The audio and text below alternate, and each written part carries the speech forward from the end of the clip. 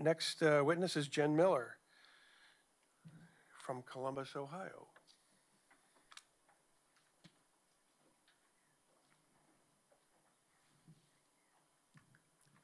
We would ask all of you who are not from Allen County to purchase at least something while you're here and leave a little extra money as a memento of your visit.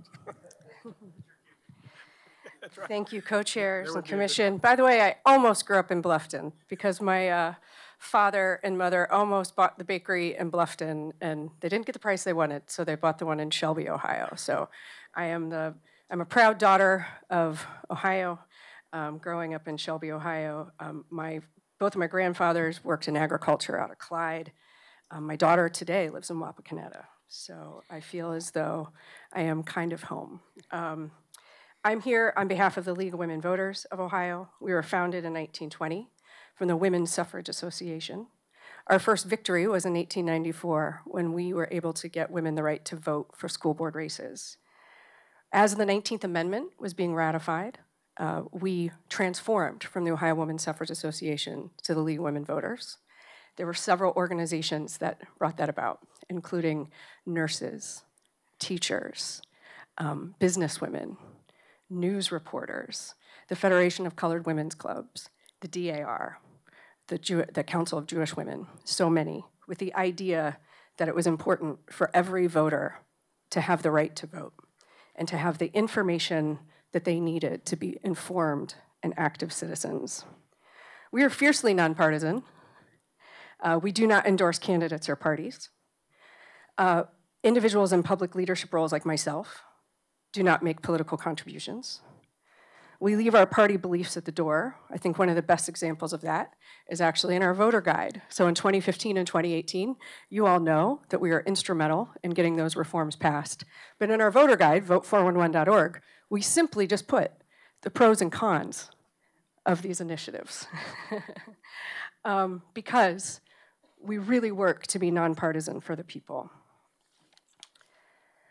My organization is not spiritual, but I am. It's not religious, but I am, and I feel called by a higher power to be a humble servant of the people.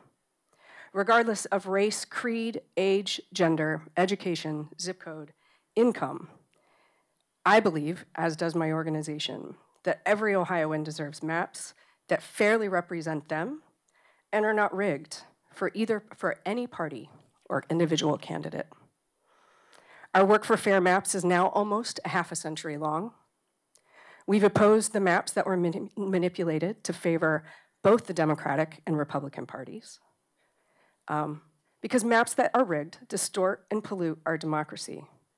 Gerrymandering fuels polarization and government dysfunction. And when we lost at the ballot box in 2012, we realized that the people of Ohio didn't understand gerrymandering. So we trained hundreds of volunteers for a volunteer speaker bureau. And they went to churches and Rotary clubs, school classrooms, social clubs, just to help people understand what it was. And then we got out our clipboards. And in 2015 and 2018, we were collecting enough signatures that we were doing the impossible, which is as volunteers, we were gonna get on the ballot.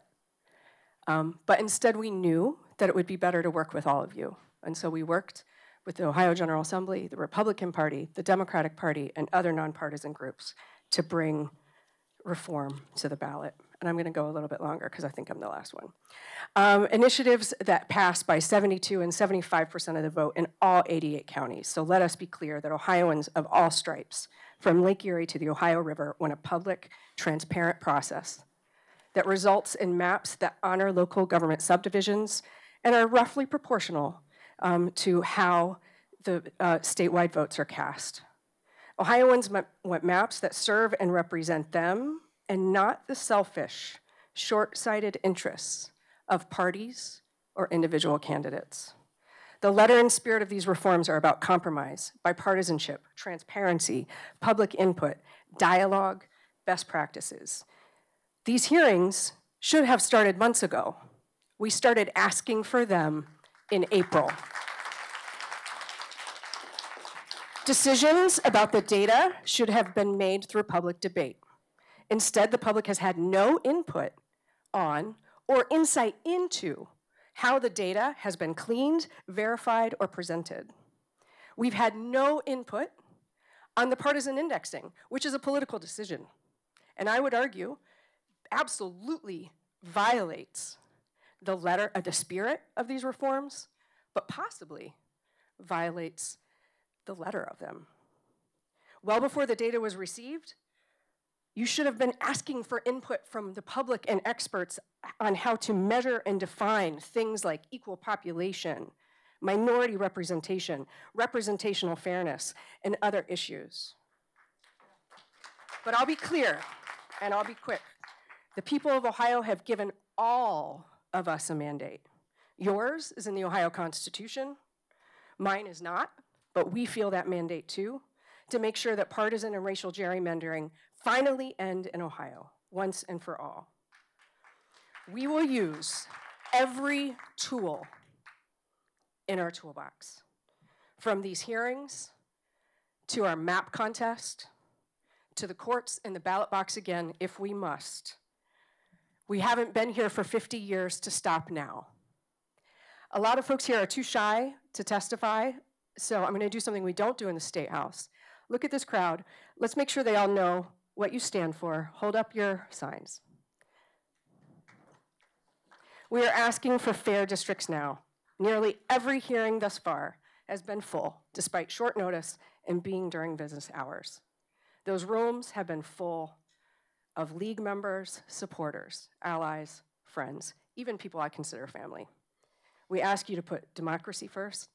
We ask you to put Ohio first, and we stand ready to work with you. Thank you.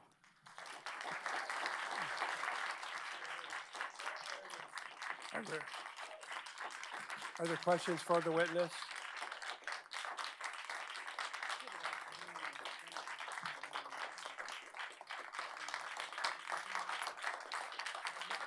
Yes,